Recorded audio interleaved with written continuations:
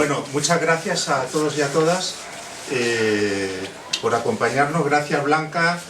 Gracias a la Casa de Cultura, que a pesar de todo, a pesar de la política de tierra quemada de este ayuntamiento, pues sigue viva, aunque sea de esta manera precaria, ¿no?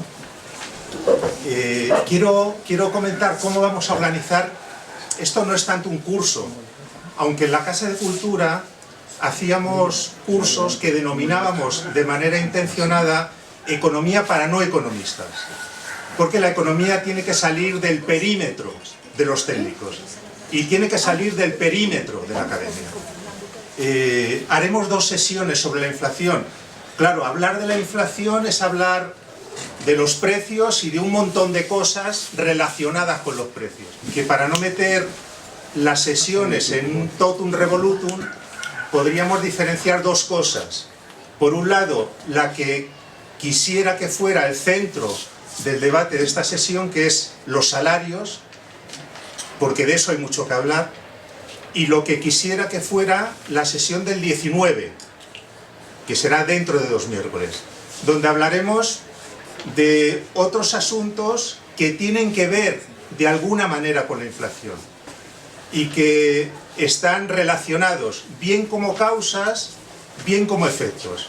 Hablaremos de la guerra, de la invasión de Ucrania, pero hablaremos también del cambio climático, hablaremos de las políticas de los bancos centrales, hablaremos del sur global, es decir, muchos temas.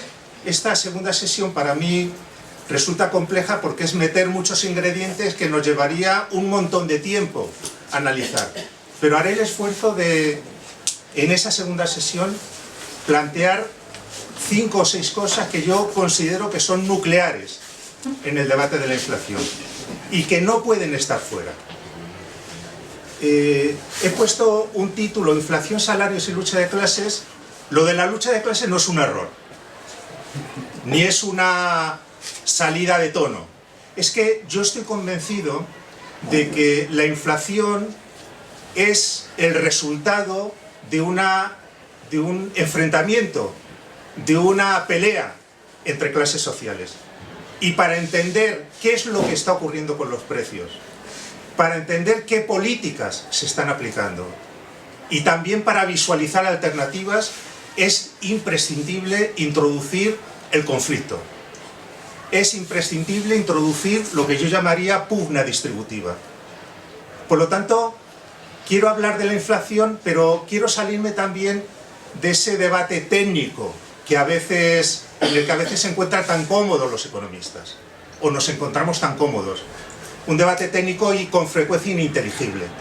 Yo creo que la inflación tiene que ver con esa pugna distributiva, del mismo modo que creo que la economía tiene que ver con la política y que la economía tiene mucho que ver con la correlación de fuerzas. ¿Cuál es el objetivo de esto que yo quiero plantear?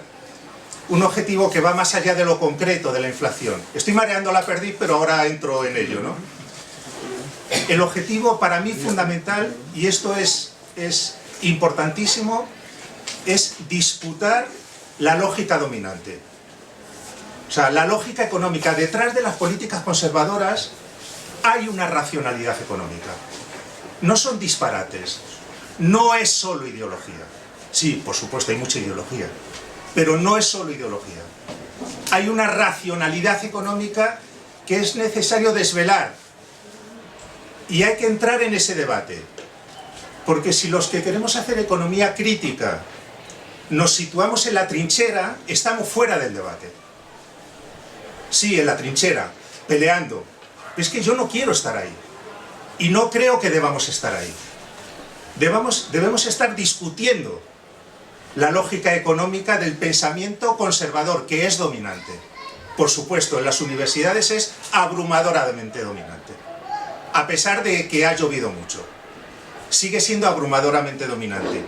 Y para mí lo fundamental es llegar a la conclusión de que frente a esa lógica existe otra manera de construir el razonamiento económico. Se pueden hacer las cosas siguiendo otra hoja de ruta, que también es racional desde el punto de vista económico, pero obedece a otra racionalidad.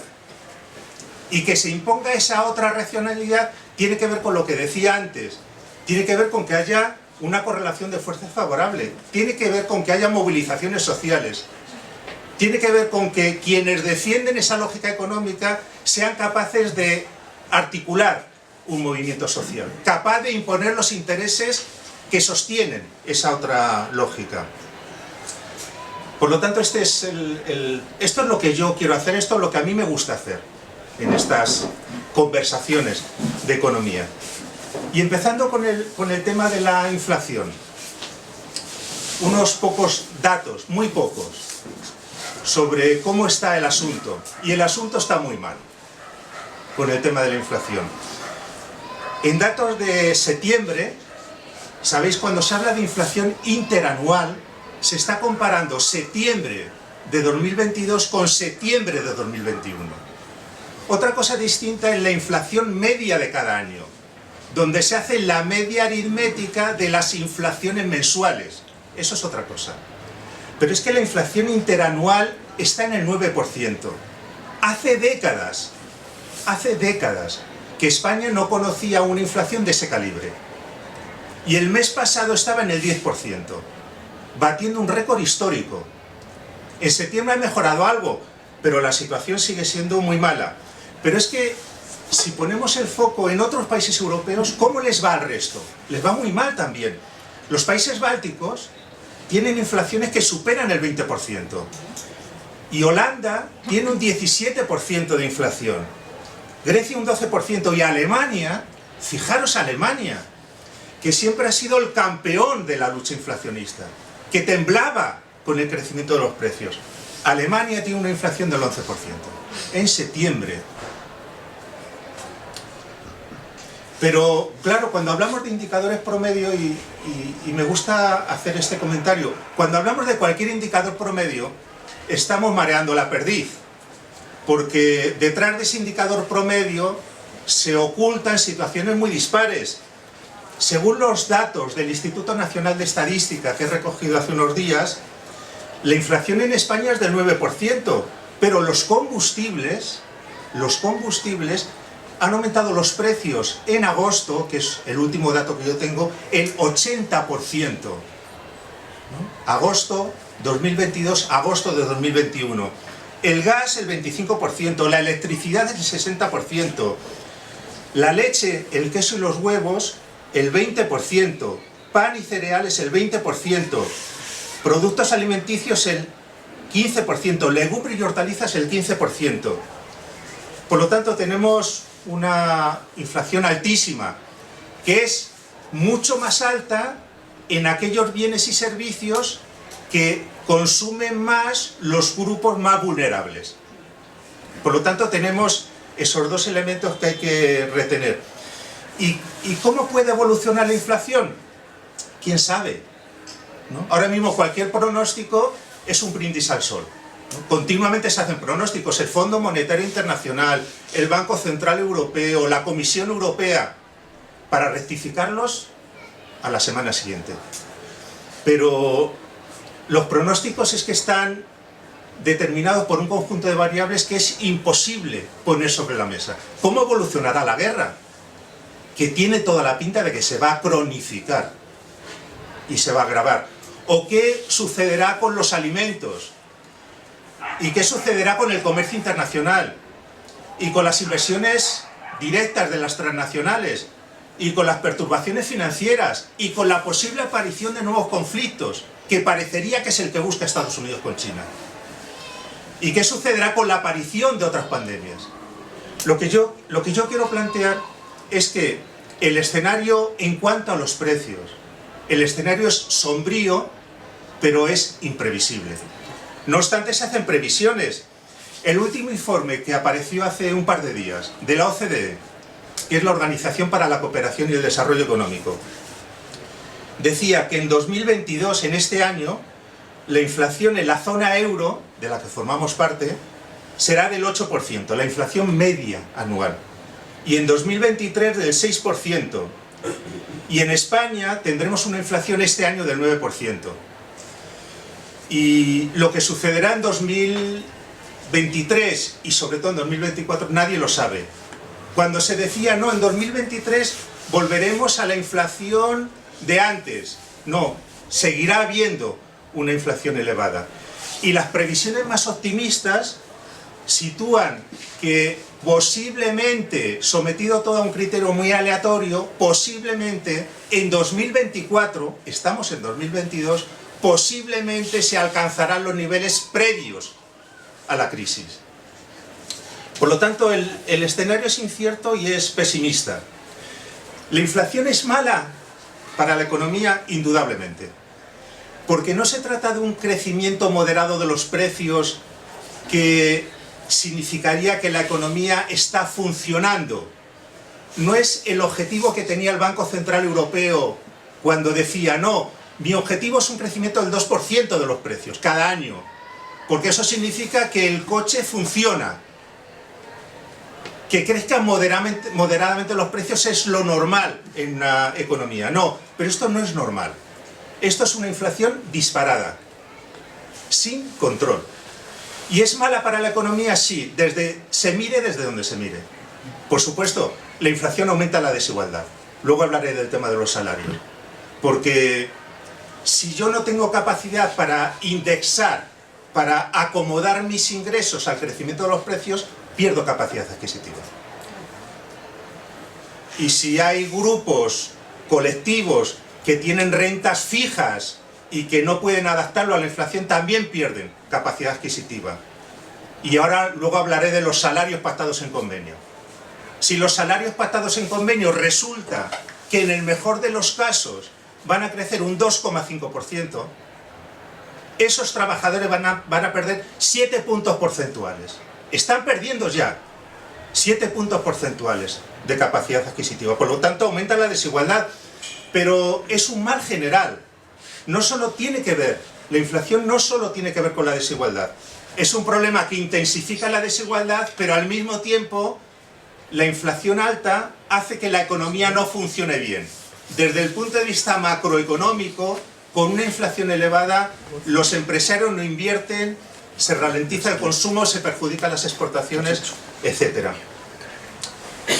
Pero, ojo, hace años, lo digo para tener un poco de perspectiva, hace pocos años, concretamente en 2014, 2015, 2016 y 2020, hace pocos años, el problema no era que crecieran mucho los precios, el problema era el contrario, que los precios retrocedían, y eso también era un cáncer para la economía. Vamos a hablar de inflación, pero tengamos perspectiva de que los precios altos o muy bajos determinan magnitudes muy importantes de la economía. Bien, entro en el tema de los salarios. ¿Cuál es el argumento de los tertulianos día tras día y también de las organizaciones internacionales, las serias y las menos serias? Se habla de que existe o hay la posibilidad de que se dé una espiral salarios-precios, ¿no? Con los denominados efectos de segunda ronda. Bien, una precisión. ¿Alguien sostiene hoy que la culpa de la inflación está en los salarios? Solo los trogloditas de siempre. Nadie en su sano juicio, ningún economista solvente, ninguna institución decente, sostiene que los salarios están en el origen de esta inflación. Ahora bien, eso por supuesto, si uno va a la Facultad de Economía, encontrará profesores que están con ese discurso, desde primero hasta el último curso, y ahí alimentan un tipo de profesionales. No, pero la segunda ronda es otra cosa. Cuando se habla inflación de segunda ronda y se mete la variable salarios, ya no se está diciendo que esta inflación sea culpa de los salarios. Se está sosteniendo otro discurso más sutil, que es necesario entender. La lógica de la segunda ronda significa que la subida generalizada de los precios, como la que estamos viviendo en la actualidad, empuja al alza las demandas salariales. Punto 1. Suben los precios y los salarios siguen esa ruta. Y el crecimiento de los salarios encarece el coste de las empresas. al aumentar los salarios, siguiendo o intentando seguir el curso de la inflación, eso encarece los costes de las empresas. Y las empresas, como es lógico, entre comillas, responden, porque están en el mercado. Y porque no pueden permitirse que su margen de beneficio se reduzca.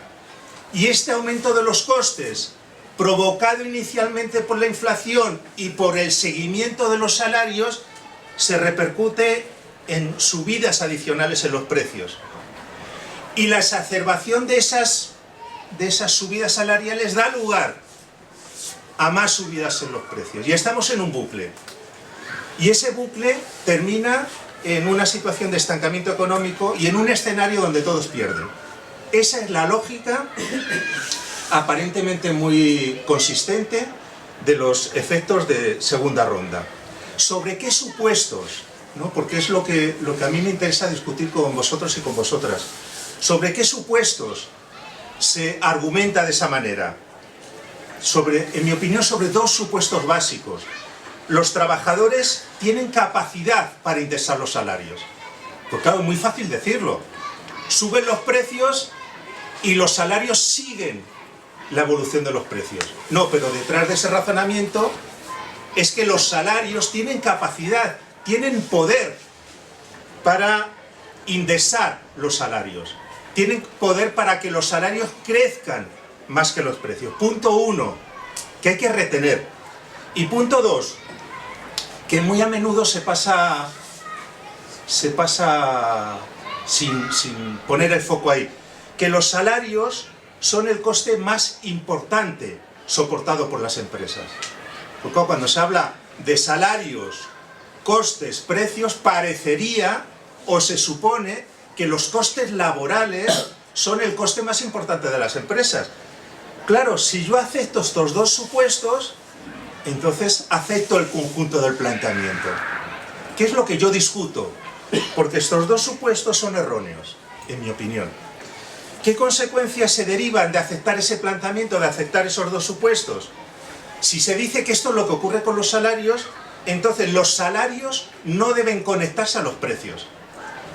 Los salarios deben descolgarse de la evolución de los precios. Es la conclusión evidente en términos de política económica. Si los salarios pueden provocar un efecto de segunda ronda, mi recomendación de política económica, como economista profesional, es desconectar. Que los salarios se rezaguen, que los salarios se descuelguen del crecimiento de los precios. Y por lo tanto, segunda consecuencia, es que los trabajadores tienen que aceptar, por razones económicas, tienen que aceptar perder capacidad adquisitiva. Porque no queda otra alternativa. Si queremos una economía que funcione, si queremos luchar eficazmente contra el crecimiento de los precios, los trabajadores obligatoriamente, para que no se produzca el efecto de segunda ronda, los trabajadores obligatoriamente tienen que aceptar perder capacidad adquisitiva. Incluso tienen que dar por bueno que aumente el desempleo. Es un peaje. El aumento del desempleo en esta lógica es un peaje, porque si aumenta el desempleo bajan los salarios. Si aumenta el desempleo hay una presión por parte de los trabajadores para trabajar a cualquier precio, para conseguir un empleo sea cual sea el salario. Si aumenta el desempleo, si se llega a una dinámica económica donde el desempleo aumenta, no es tan malo, estoy hablando en términos económicos. Intentando entender presión a la baja los salarios y finalmente conseguimos el objetivo, que no es otro que bajar los precios. Bajar los salarios, perdón. En la lógica final de todo esto es que si con todos estos sacrificios, entre comillas, se consigue que haya crecimiento económico, ya se sabe, el crecimiento todo lo resuelve. El crecimiento crea empleo, el crecimiento mejora los salarios, el crecimiento crea un escenario donde todos ganan. Ganan los empresarios, por supuesto, porque desde este planteamiento es el motor de la economía. Son el motor, porque los empresarios ahorran, porque los empresarios invierten, porque los empresarios promueven mejoras tecnológicas. un escenario donde todos ganan, porque si los empresarios ganan y hay crecimiento económico, eso crea empleo. Bajando la inflación, el final de esa ruta, de ese sacrificio, el final es el crecimiento. Y el crecimiento es un escenario de todos ganamos. Ganan empresarios, ganan trabajadores, ganan también los poderes públicos. Bien, este es, en mi opinión, las bases del relato convencional, que hay que conocer y hay que discutir. ¿Cuáles son los elementos, digamos, de otro relato? ¿Desde qué perspectiva yo quiero construir otra argumentación? Yo creo que en primer lugar hay que reparar en los objetivos de las políticas económicas y sus consecuencias. Y yo me pregunto, ¿bajar la inflación y se acabó? Prescindiendo de cuáles son los costes y los beneficios, prescindiendo de que cualquier política económica tiene ganadores y perdedores. Yo creo que no, eso no hay que aceptarlo. Porque hay que ver quiénes ganan y cuánto ganan, quiénes pierden y cuánto pierden. Pero aceptar la lógica de bajar los salarios, pero ¿acaso no debemos reflexionar, como yo voy a hacer a continuación, acerca del papel de los salarios en la economía? Que no solamente son importantes en los costes de empresas, es que los salarios son un factor clave en el funcionamiento de cualquier economía. Determinan el consumo, determinan la inversión, pero también determinan la cultura empresarial. Porque ya lo sabemos en este país, los salarios bajos han dado lugar, han creado las condiciones para una cultura empresarial depredadora. Bajar los salarios es un mensaje. Ajusta los salarios, reduce los costes, empeorando las condiciones laborales de los trabajadores. Por lo tanto, yo creo que eso hay que plantearlo. Por otro lado, se habla de salarios. Antes he dicho la trampa de los agregados. Y es que los economistas estamos especializados en hablar con un lenguaje tramposo, ¿no? Aumentan o se reducen los salarios, ¿pero de quién? Cuando hablamos de salarios, ¿de qué estamos hablando? El Instituto Nacional de Estadística, con datos que estoy deseando que actualice para 2021, yo los que tengo es de 2020, resulta que el 10% de los trabajadores que tienen salarios más bajos ganan 500 euros. 500 euros. Y el 10% de los trabajadores que tienen salarios más altos ganan 5.000 euros. Salarios promedio, hagamos el promedio y todos felices. Hagamos el promedio de los salarios, hagamos el promedio de la renta per cápita, hagamos el promedio de la productividad del trabajo y continuamos viviendo en una economía tramposa. No, es que las diferencias son muy grandes. Y estas son las diferencias de las retribuciones que recoge el Instituto Nacional de Estadística.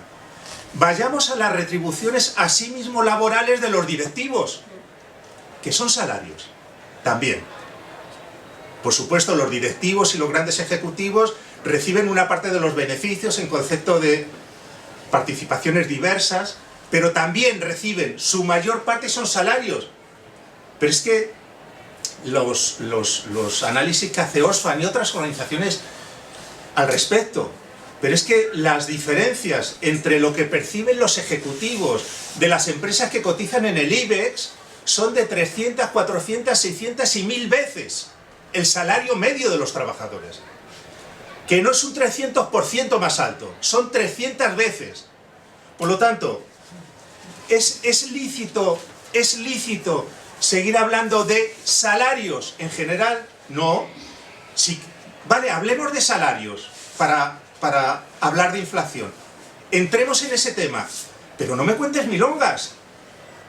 No me hables de los salarios como si fueran un agregado, porque hay grandes diferencias entre los trabajadores pobres, que por cierto, en España están aumentando. Más de 2 millones de trabajadores con empleo viven por debajo del nivel de la pobreza. Mensaje importante, porque resulta que el empleo no saca a la gente de la pobreza. Que es también el mensaje de los economistas conservadores. Trabaja. No, trabaja, pero sigue siendo pobre. 2 millones de trabajadores en España siguen siendo pobres. Pero antes hablaba para hablar de la situación actual, de los salarios, cómo están creciendo en 2022. Por supuesto necesitamos mucha información porque todavía faltan datos, pero ojo, los convenios colectivos según las estadísticas, ¿no? Lo digo para el tema del efecto segunda ronda, ese empuje formidable de los salarios que están presionando y creando una dinámica inflacionista. Resulta que según las estadísticas del Ministerio de Trabajo y Seguridad Social, hasta abril de 2022, los salarios pactados en convenio suben el 2,4%. Y la subida real de esos salarios pactados en convenio se sitúa en el entorno del 2%. Los que no han firmado convenio no están subiendo. Y las cláusulas de indexación salarial que se recogen en los convenios afectan solo al 26,9% de los convenios firmados. Por lo tanto, ojo, pocos convenios y pocos convenios con cláusula de indexación salarial. Y mucho menos todavía convenios con cláusula retroactiva, ¿no? ¿Entendéis lo que quiero plantear? Convenios colectivos, la mayor parte de los trabajadores ahora mismo no están firmando convenios, ¿no? Las patronales ya saben cuál es el tema, ¿no? Están en su pelea política, erosionar al gobierno cueste lo que cueste. Pero es que los convenios colectivos son un porcentaje pequeñísimo, y los que tienen indexación salarial menos todavía. Y los que en el caso de aplicarse esa cláusula se aplicaría tuvieran cláusula restrictiva todavía menos. Pero hay una cosa interesante con el tema de los salarios. Cuando se habla del esfuerzo de los salarios, y yo me pregunto, qué indecencia sostener ese discurso cuando desde la introducción del euro estamos hablando de 2000 y ahora estamos hablando en 2022. Han pasado 22 años. Desde la introducción del euro en 2000, el peso de los salarios en la renta nacional se ha reducido en 5 puntos porcentuales, ¿no? ¿Entendéis? Cuando hablamos de masa salarial, la masa salarial puede ir a dos sitios. O se convierte en salarios o se convierte en beneficios. El peso de los salarios se ha reducido 5 puntos porcentuales, que es muchísimo. ¿Eso qué quiere decir? Quiere decir que las ganancias de la mayor o menor mejora en la productividad se la han llevado la renta del capital. Se han convertido en beneficios empresariales y en dividendos para los accionistas. Pero desde el estallido del crack financiero, en el año 2008, desde el crack financiero, los salarios han perdido 1,5 puntos porcentuales en España. Pero ojo, una cosa interesante, desde que España crece, desde que la economía española crece, resulta que es entre 2014 y 2019 cuando el Producto Interior Bruto, sin entrar ahora, que ese es un indicador que es ya insostenible, que no mide bien lo que quiere medir, pero no entro ahora en ese asunto. Pero es que con crecimiento económico los salarios han continuado perdiendo capacidad adquisitiva. Este es un asunto muy importante, porque se dice, bueno, ahora es que las estamos pasando canutas, esperar a que la economía vaya bien. Pero es que cuando la economía va bien, tampoco está mejorando la situación. Es que España en estos años crecía por encima del promedio comunitario. Por encima. Era, por decirlo de alguna manera, una historia de éxito. Pues bien, en esa historia de éxito, los trabajadores continuaban perdiendo capacidad adquisitiva. Pero estamos hablando de los salarios nominales y reales, pero ¿qué sucede si nosotros introdujéramos dos variables, una de las cuales solo la puedo mencionar porque yo no he encontrado todavía información buena? Y es, ¿qué sucede si encontramos información con que los trabajadores que tienen un empleo, los privilegiados, resultan que trabajan a un ritmo más intenso? ¿Qué sucedería si en el mismo horario se les obliga a trabajar más intensamente? No tenemos información de esto, pero hay una organización de la Comisión Europea, que se llama Eurofound, que hace informes quinquenales, y yo estoy esperando porque es muy interesante. Y en el último informe decía que el 33% de los trabajadores encuestados en España decían que trabajaban con mucha intensidad y un 35% decían que trabajaban con plazos muy estrictos. Esto, claro, dicho así el dato, no dice mucho, aunque por otro lado es interesante.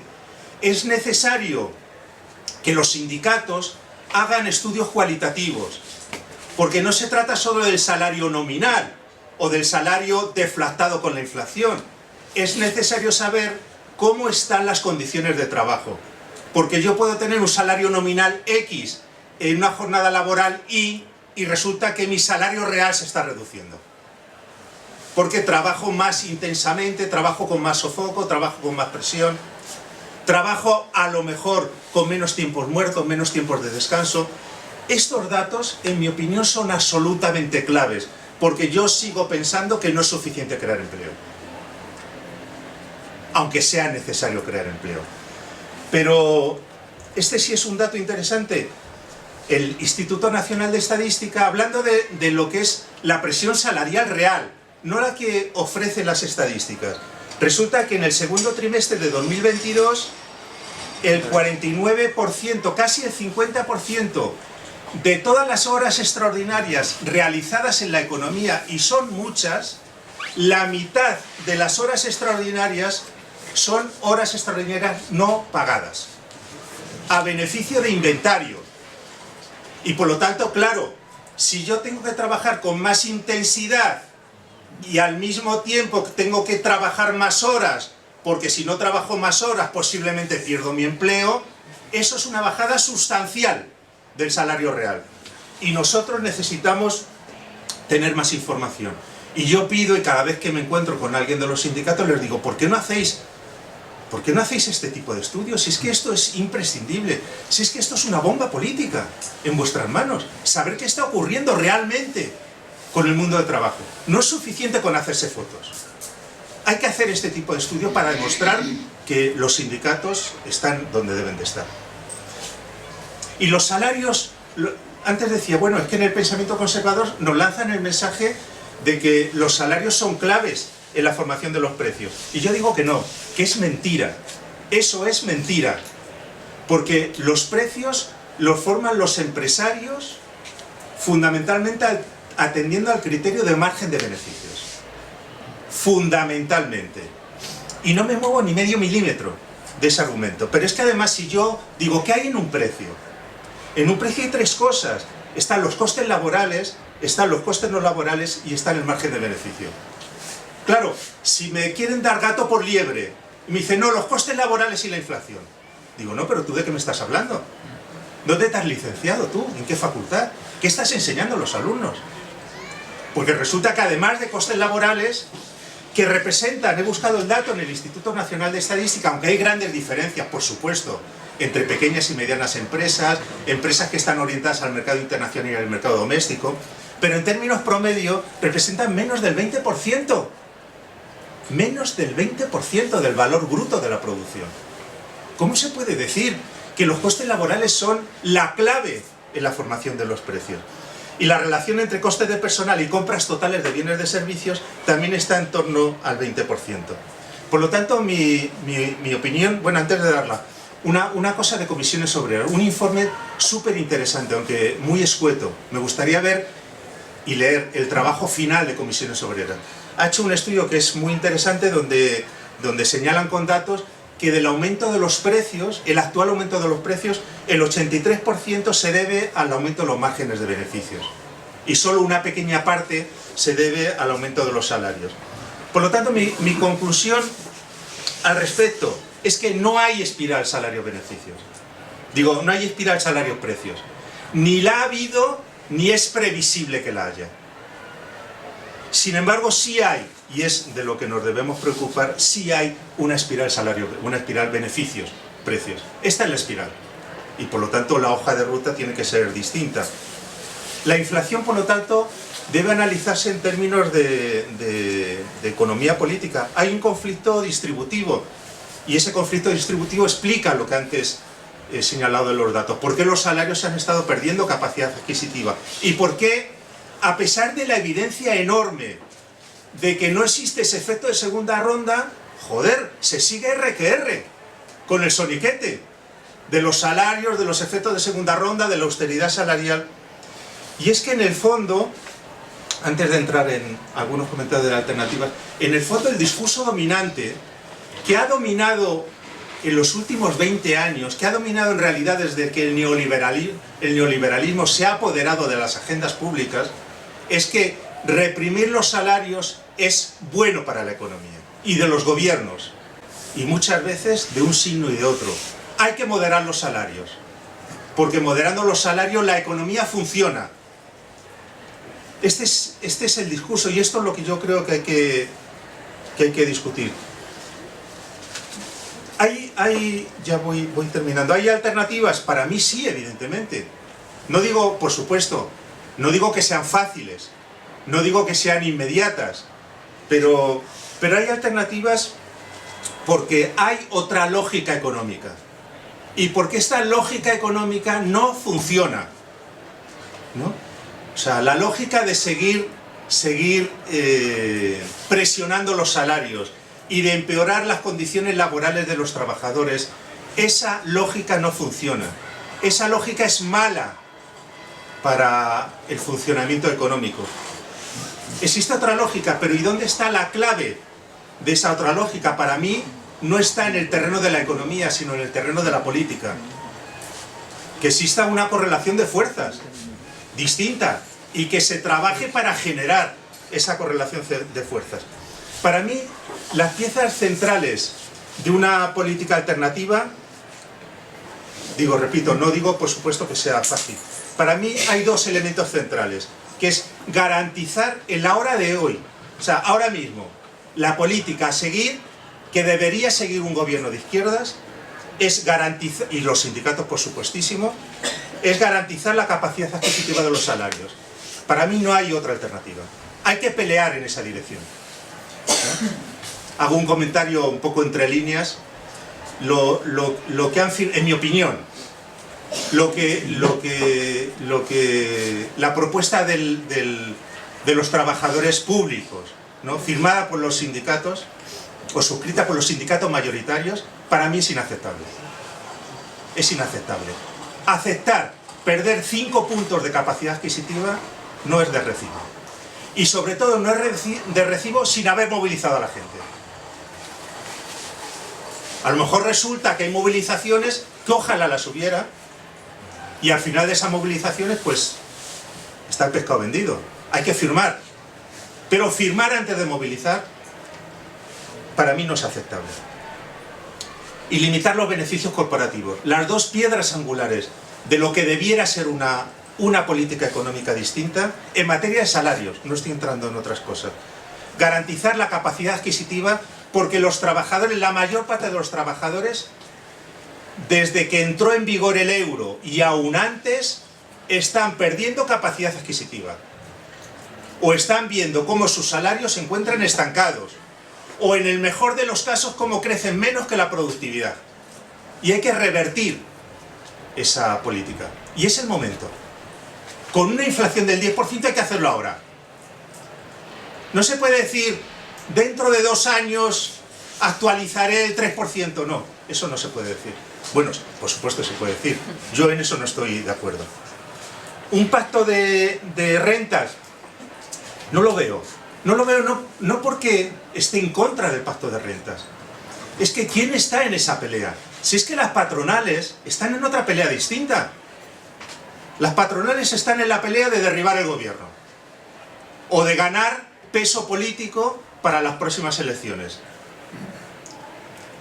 Es interesante que sobre la mesa, que en el debate público estén los beneficios de los empresarios. Porque antes no se hablaba de esto. Pero claro, no es suficiente.